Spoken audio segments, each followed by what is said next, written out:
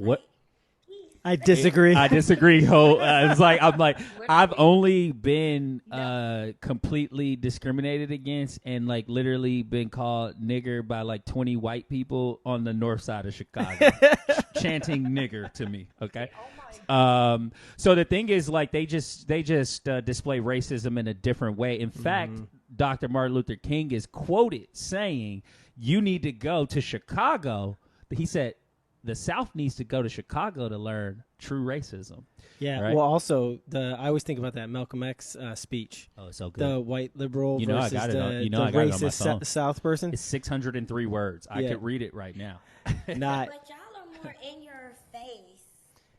Well, he talks about. The South, they hide behind the hand. So we say it's the exact opposite. Is the way we look at it is he analogizes it to A wolf and a fox. A wolf and a fox. Yeah. So in the South, they're wolves. They show their teeth. When you see a wolf, you know what time it is. And you know what you're dealing with. You know what you're dealing with. But a fox is more cunning, and they show their teeth, and it kind of looks like a smile. But they will discriminate against you in different ways. So in the North, we'll definitely see it's more, I would say, especially like in New York, it's more like socioeconomic. So that can hit a lot of different groups of people. And it becomes a class thing too. Exactly. It's Yeah. very class. But what I want to get back to before, I could tell you all types of stories of being called nigger because that's the favorite word that people have for me, including my homies. I don't know what's up with that. Excuse me? No, not you. The black ones. That's what I thought. Yeah. They call me nigger. He's like, don't give me shit. Right. No, never. like- No. Rizzo would never. I mean, he wants to. I'm sure every white person wants to. I know they do it when they rapping their lyrics at home by themselves. But, I'm like, do it with yourself. yeah, do it with yourself, bro. Because, I mean, who's going to listen to niggas in Paris and not say nigga? Like, come on, man. Like, but so you mentioned you agreed that like white privilege exists, Francis. So like, how do you? What part of your life do you feel that you have a greater privilege for being white? I don't know, man. I feel like I've worked the way I see it, and it's probably not true, but the way I see it is like I've always worked extremely hard for what I want. Like I've had a job since I was 14, like I've worked my entire life, like I'm a very honest, respectable person, and I feel like that has gotten me to where I'm at. But on a retrospect, somebody else might be like, nah, it's because you're white, and it's like, I feel like it probably both has like, it both of those things happen in my life, I guess, or a part of it. But I don't know, like even bartending, like I've gotten called racist more times bartending than I have ever in my entire life by white people and Whoa. by every other type of person because, I'm cutting them off because they're too drunk. And it's like, that's what they're throwing at me. They're like, they don't have anything else to say except for, oh, well, you're racist. You're telling me to leave because you don't like XYZ race. And it's like, nah, dude, like, you're just fucked up. Like, why are you pulling the race card right now? Like, that just goes to show, like, who you are as a person, because you think that you can pull that card because you're black and you can just say, I'm being racist towards you because, whatever. And it's like, nah, dude, like, you can't just pull the race card. You're now making it be about race. Right. Because So is that like it was never about race before, it was just, you're drunk. So is that just like a bullying mechanism, you feel? I feel like, yeah, sometimes, because it's like, hey, look, like nobody was even talking about race until you brought it up, and it's like, well, now it's about race because like you're projecting me as a white female to be racist towards you, and it's like, yo, like I literally just served a black guy right next to you, and me and him, he just racked up a $200 tab with me because he thinks that I'm dope, and he's just been chilling with me, like it really is like about what you want to do with your race and how you perceive yourself, like I could totally be like that Karen that's like, you know what, like fuck everybody, like I can get whatever I want because I'm white, like I have the privilege, but I'm not like that. I've never once thought that in my life, like I don't know, I feel like it can go both ways. So you acknowledge, I want to make sure I'm understanding you correctly. You acknowledge that there is a certain privilege just based on skin tone or whatever, but you choose not to exercise that privilege. Right. I've never once had that thought that like I'm where I'm at right now because I'm white, because I've gotten some sort of advantage. Like there's been times where I've been like, told no or knocked down, like whether it be in a job or like I haven't gotten what I thought that I wanted. But obviously that was for, I had bigger and better things coming on the horizon. But I would feel like honestly, yeah, like I've had friends talk to me about, them not getting certain positions at work, like Shantae was mentioning earlier, like how that's kind of being like used against like certain cultures and stuff like that, just because like this person has a personal vendetta against this, they're now using it in the workplace and, in other areas just because they can. And it's like, it's fucked up, But yeah, we do acknowledge that there is privilege within any race, whether it be, me being a white person and saying, I'm going to utilize this to my advantage, or being a black person or Mexican or, whoever, and using it to their advantage as saying, hey, you're being racist towards me, even though they're not, like you're just using that because you can. So one thing I noticed that you said, Shantae, you had mentioned white supremacy. So do you like? I feel like a lot of people conflate those terms, supremacy and privilege. So if you can just kind of maybe give us like your definition, if you do see a difference, if not, whatever, just tell us what you think privilege is versus supremacy.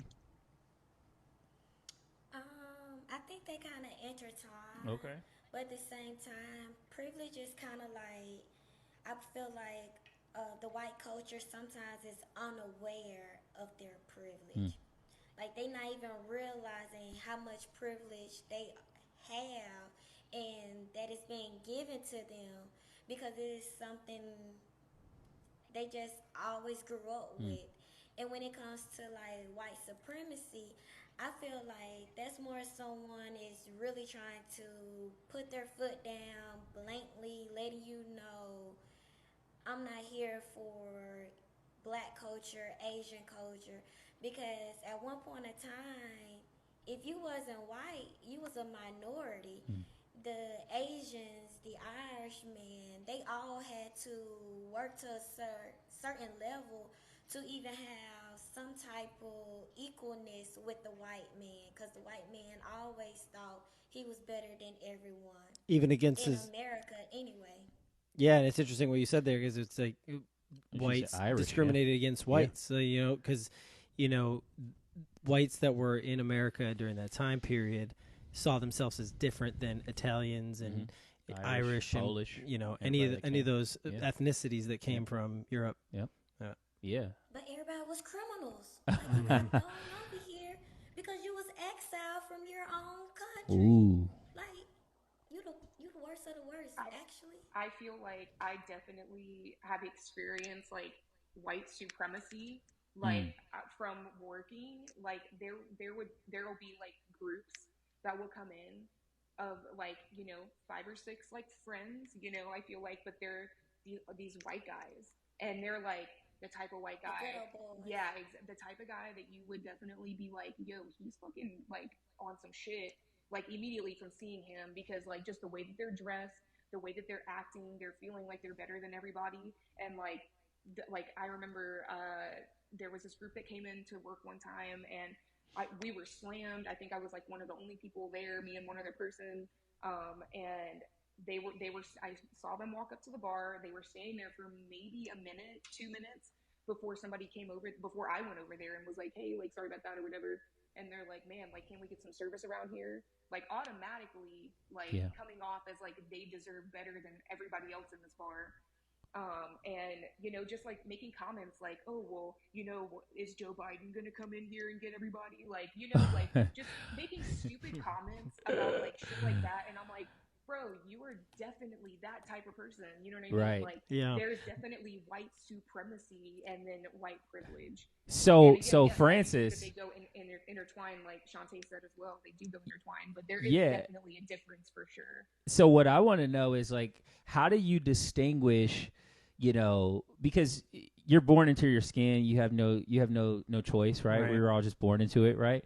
And it seems to me, I'm really trying to wrap my head around this because I see that a lot of people just kind of project their insecurities onto society. Yeah. So let's say, you know, I'm coming in, I'm not white, right?